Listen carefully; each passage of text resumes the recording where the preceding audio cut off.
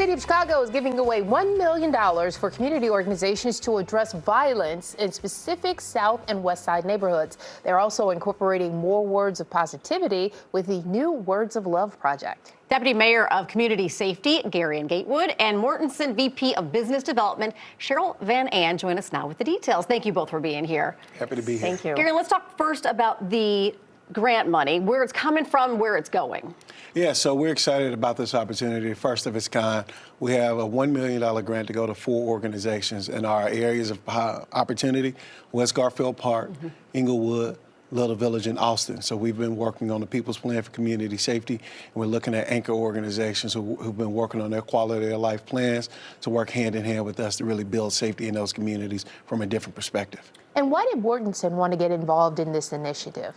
Sure. So Mortenson is a national builder and developer, and we believe in the purpose of building for the greater good. And what a better way to do it than engage in our communities. We like to serve our communities, be it through volunteer action and projects like this. So how do you get business corporations to work in the community development in programs like this? Hand in hand, right? Okay. Because what we know is safety is not just a response from the Chicago Police Department or the Chicago Fire Department. It's a matter of having everybody come together to the table, right? Safety is the one thing in the city that impacts everyone. Everybody that comes to the city wants a safer city. So our partners in the corporate space have been very good to work with, and we're looking forward to continuing this partnership with Mortenson and others. We often hear about root causes when we start talking about violence and different things in the community. How will these grants address the root causes of a lot of the violence in these communities? Yeah, that's a great question, right? Because if you look at my job description, it's to actually address the root causes.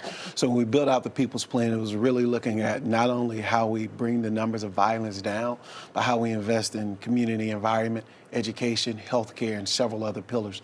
Really having folks having a holistic approach to safety as opposed to methods that haven't really worked in the past. So we're going to build with them on the quality of life plans that are working. We're also going to layer that with the work that we're going to be doing with the People's Plan for Community Safety, having those entities come together with government, business, philanthropy, and those community-based organizations to really drive safety in a different manner. So that'd be like jobs or healthcare, Jobs, guaranteed mental basic health. income, mental health access.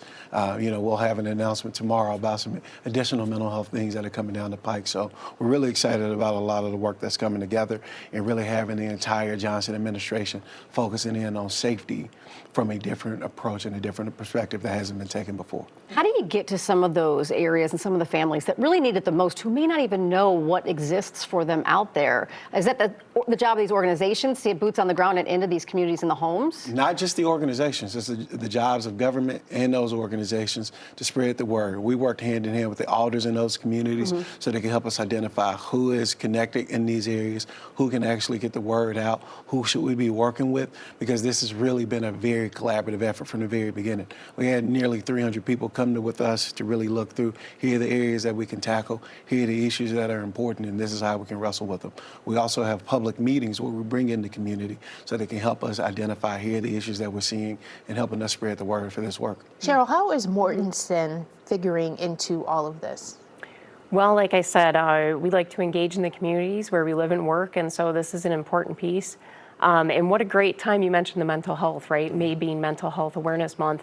And promoting the words of positivity and affirmation within our communities it's a great product, right? Yeah. And so you guys have not chosen the 4 organizations yet, but that is a work in process as we speak. Yeah, so the RFP is out. The RFP actually closes on June 3rd, and we'll be able to select those organizations after that. All right, so what is the Word of Love project? Words of Love project. The Words of Love project, you want to get us started on Right, that? so the Words of Love, so that's what you're seeing right now. The Words of Love project was installing 2 locations within the 4th Ward. Providing some positive feedback to the community, right?